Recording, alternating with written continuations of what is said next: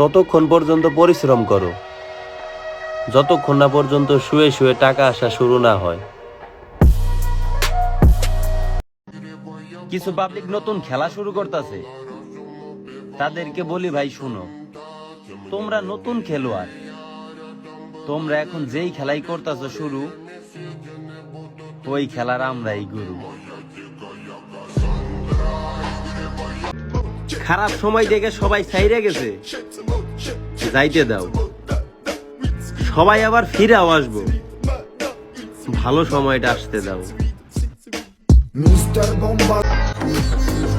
যে নিজেরে অনেক কিছু ভাবে তারে বইলা দিও, আমরা তারে কিচ্ছু ভাবি না।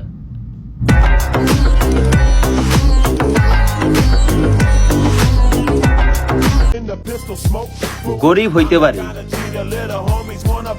কিন্তু টাকা আম্বানির মতোই উড়াই।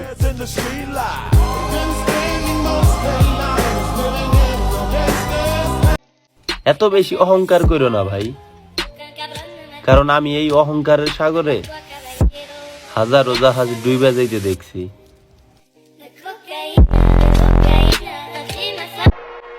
কিছু মানুষের ফলো লিস্টে নাই এইটা ঠিক, কিন্তু সার্চ লিস্টের প্রথমেই থাকি।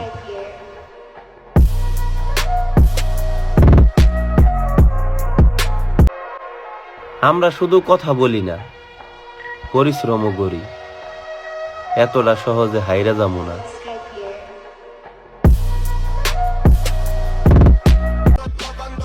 শুধু তেল মেরে চলতে পারি না, এই জন্য আমি অনেকের কাছে প্রিয় মানুষ না।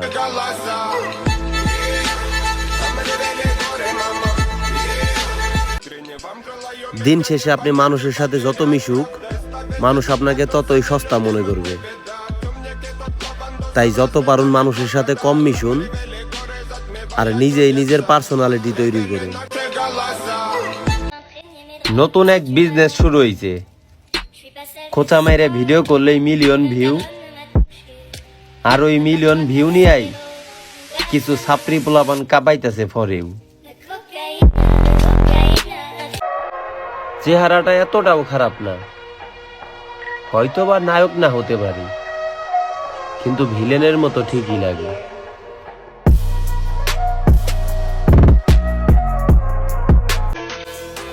গরিব হইতে পারি, কিন্তু পিকচার তোলার স্টাইল দেখে কেউ কখনো গরিব কইব না।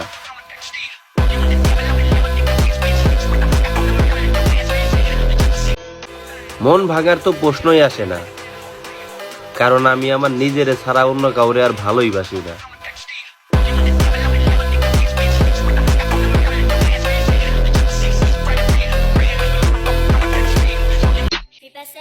এত সহজে হাইরা যাব কিভাবে?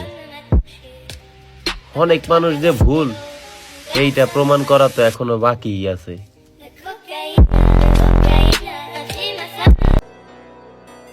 আপনি আমার খারাপ ব্যবহার দেখছেন, তার মানে আপনি এইটাই ডিজার্ভ করেন।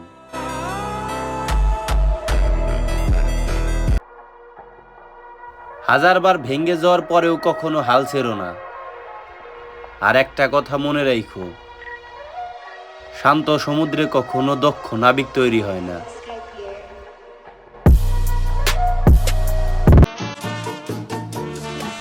আমি আমার মায়ের চোখে ভালো, তাই তোমার চোখে ভালো হওয়ার ইচ্ছা আমার নাই।